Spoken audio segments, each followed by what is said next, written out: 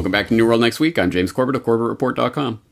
And I'm James Evan Pilato from MediaMonarchy.com, tragically ruined with a terrific explosion.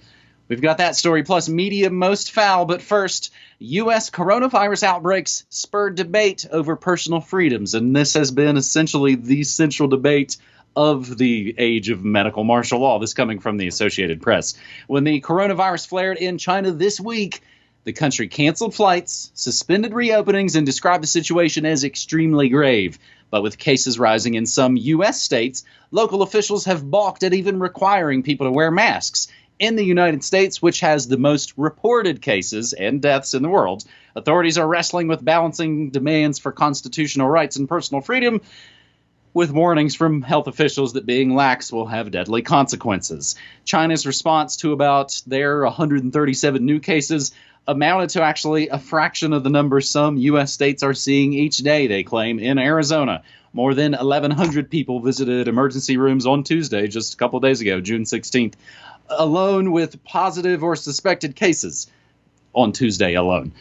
Alabama also fast running out of hospital space, leading to impassioned debate over whether to require masks. Other states that haven't mandated face coverings, like Texas and Florida, are also seeing infections soar, with masks becoming a political symbol. Again, as your lamestream news is usually always going to be behind the curve, it's definitely already long been a political symbol.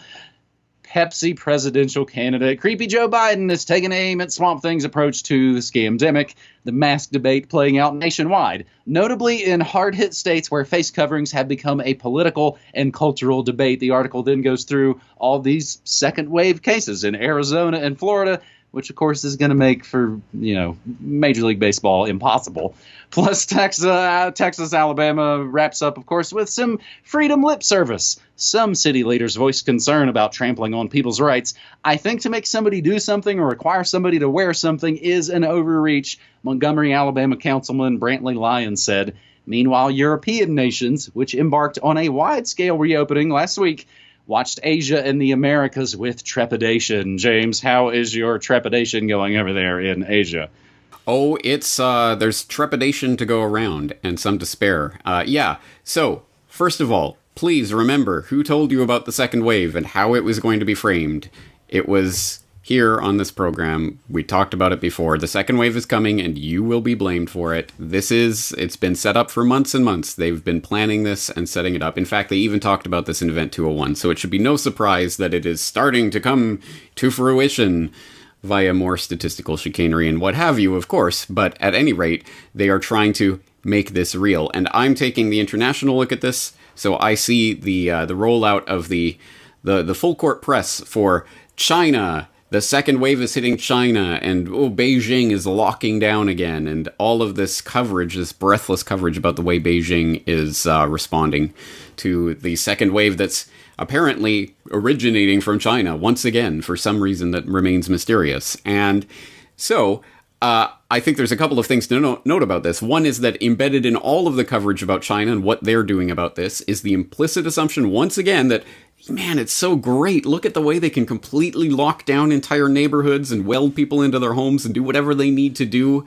If only we could do that over here.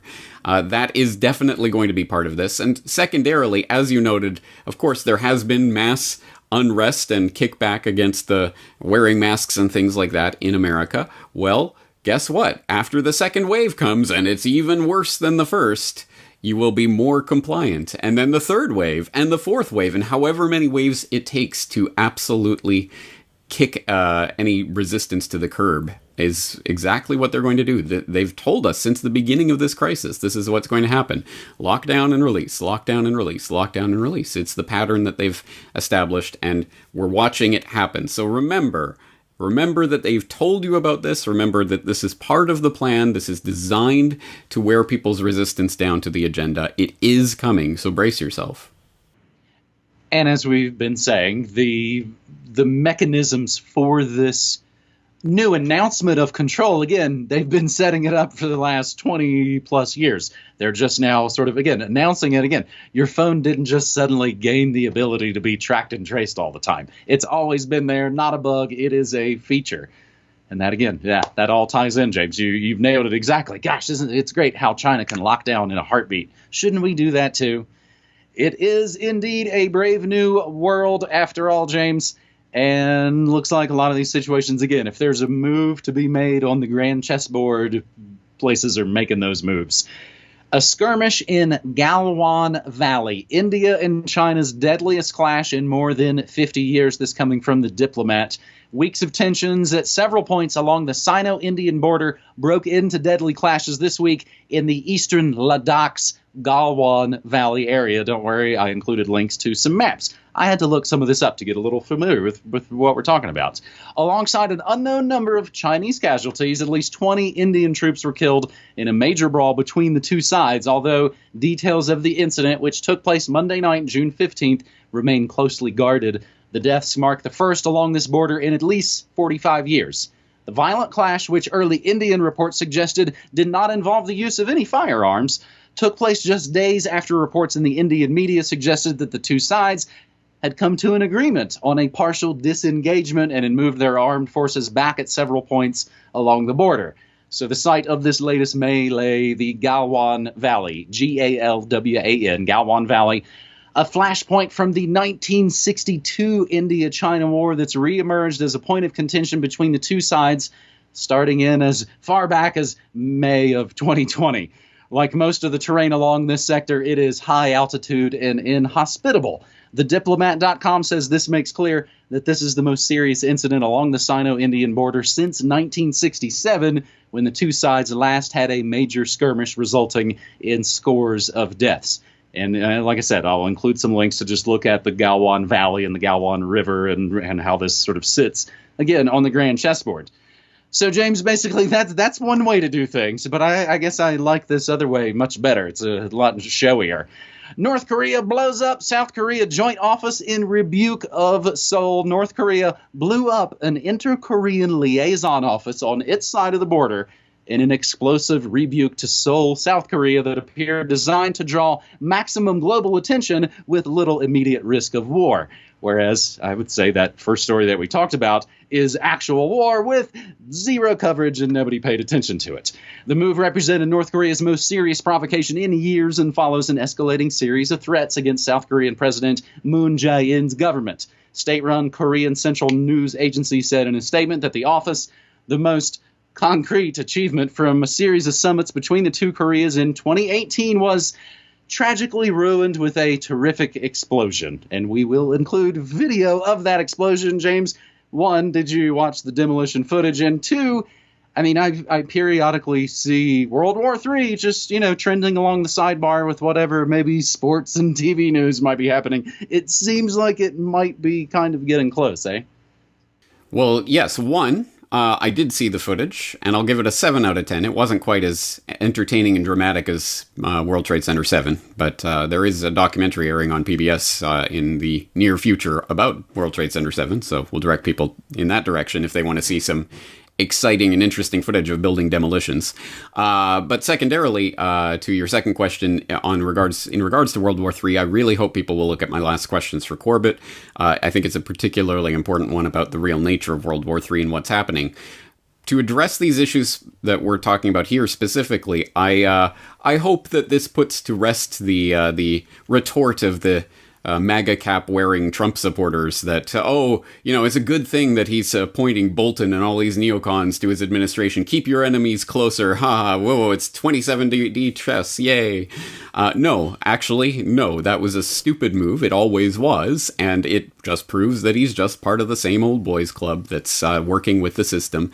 And this is exactly what you get from that. You ramp up in the media that North Korea is the biggest threat to human existence and such a vital existential threat to the United States of America. Remember that hype about North Korea is going to strike any day. It's the worst situation ever. And then Trump holds his big summit and everything's taken care of. Amazing diplomacy. Yay. Fast forward a couple years. Oh, everything completely back to where it was. In fact, probably even worse than it was before. Why is that? Oh, that's right, because you entered into these nuclear negotiations by saying, you better disarm. This is going to be a Libya-like situation, i.e., you guys disarm, and then we come and invade and bomb your country to smithereens. They continued with the war games with South Korea, continued the provocations. So North Korea has called it off in a very dramatic fashion to say, hey, we're not playing games here. Once again, surprise, surprise. No, it comes as no surprise to absolutely anyone who's been keeping their eye on this situation. And this is the kind of nonsense that calls out the political blather and hot air of the Trump administration on so many issues. It fails to deliver on absolutely anything. It's all just pomp and circumstance and show, with nothing to show for it except for disaster and destruction. Secondarily, with regards to the India-China border dispute, if people really want to know what's going on here and what the background is, I did write about this recently in an article on what is happening, what in the world is going on, is what I titled it. And I did go into the background of this dispute and why it's kicking off right now. But really, to really understand the context of this, I think you have to go back to my reporting on the Kashmir crisis last year. And this has to do with India trying to change the status quo in that extremely volatile region bordering Pakistan, bordering China. There have been wars over this in the past, as you say. I think India is trying to return to some sort of pre-war status quo before China took over certain parts of that area and started controlling it, although India claims that it's highly disputed, shall we say. And I think this ties into previous moves that we've seen, again, from the Trump administration to stick its nose into this situation and try to recast the entire geographical area as not the Asia-Pacific, it's the Indo-Pacific, because our guys, the Indians, are going to reorient everything, and we're going to put our lot in with them. I think Modi is taking that to heart and saying, okay, I got the U.S. backing, I'm going to go for it. And I think they're trying and pushing, and China is going to push back. And so it's a chaotic situation and a potentially very volatile one that could escalate from here. Again, there have been wars in this area in the past, but the last time that happened, half a century ago, these were not two nuclear superpowers. Now they are. So once again, I hope people will keep their eye on this situation. I think it's rather important. I think it's really interesting, too, that India and China are both just the two greatest New World Order models of a completely tracked and traced populist national IDs, all that stuff. And again, it's some ways this fight, it almost makes me think of, well, do you want Brave New World or do you want 1984? That those essentially are kind of the choices there, James. Speaking of media, we move to our third and final story this week on New World Next Week, episode 412, Interview Most Foul. James, I added a little extra title to this. Bob Dylan and the New York Times Effect on Man. This coming, of course, from the fantastic offguardian.org site. Imagine this. A so-called presidential historian for a major television network publishes an interview in the most famous newspaper in the world with the most famous singer-songwriter in the world, who's recently written an explosive song accusing the U.S. government of a conspiracy in the assassination of the most famous modern American president. And the interviewer never asks the singer about the specific allegations in the song, except to ask him if he was surprised the song reached #1 on the Billboard hit list and other musical and cultural references that have nothing to do with the assassination. Well, imagine no more, for that is exactly what Douglas Brinkley, which of course is one of those names you hear in the news through all those generations, CNN's presidential historian. That's what he did with his June 12th interview with Bob Dylan in the New York Times. And the quote, of course, "Murder most foul," is from Hamlet when the ghost comments about his own death. Murder most foul, as in the best it is, but this most foul, strange, and unnatural. So, James, basically, Bob Dylan put out a new song a couple months ago about the Kennedy assassination. And on my radio stream, we've actually played and spun there's actually 3 new Bob Dylan songs that have come out over the last couple of months. So there's Murder Most Foul was the first biggie. And it got, massive mainstream coverage. Everybody was falling all over themselves to talk about a new Bob Dylan song. It was his first new music, actually, in a few years. His first original music in several years. The other 2 songs, in addition to Murder Most Foul, are called False Prophet and I Contain Multitudes, both just chock full of biblical and literary references. James, it's also kind of funny in a way. Murder Most Foul specifically, sounds like an old man reading off lists of things. Or we even joked in the chat that he thinks he's talking to his digital assistant. Play Misty for it. Play this. So while he's singing extensively about one of the biggest true crime conspiracies of all time, I couldn't help but feel like, and again, this is what we kind of discussed in the chat while playing this massive song, it almost feels like he's trying to conjure up some parapolitical hoodoo against Orange Man Bad, some sort of new King Kill 33 scenario, if you will. And it is, of course, the Purge election year, after all. And James, we were wondering, again, it seems like another situation where historians, researchers, and legendary singer-songwriters can only see conspiracies against their precious fake left figureheads. Also, did we mention that the Bob Dylan Murder Most Foul song is 17 minutes long? James, have you listened to this monster?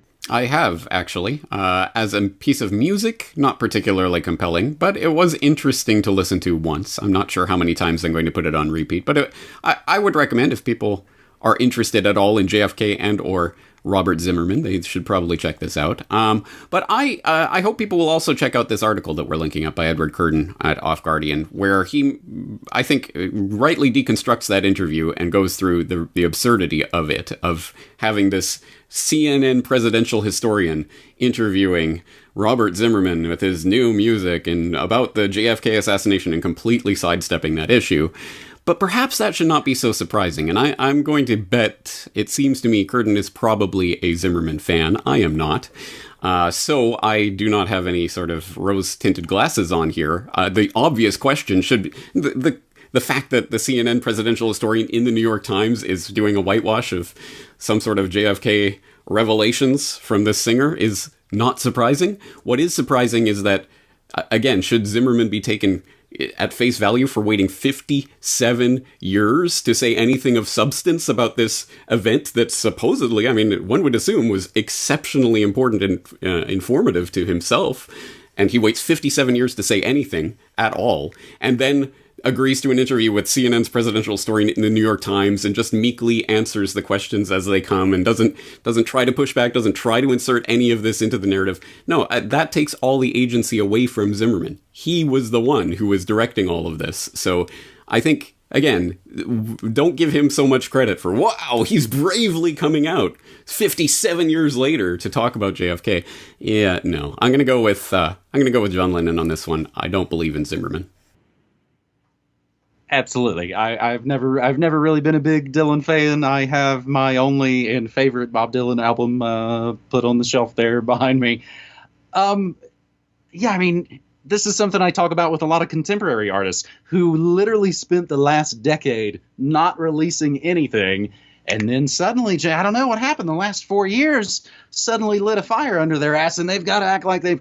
Again, this is, I think, the same thing that the COVID riots are, or the same thing as the overreaction to the hideousness of Swamp Thing. Let's not, of course, sidestep that.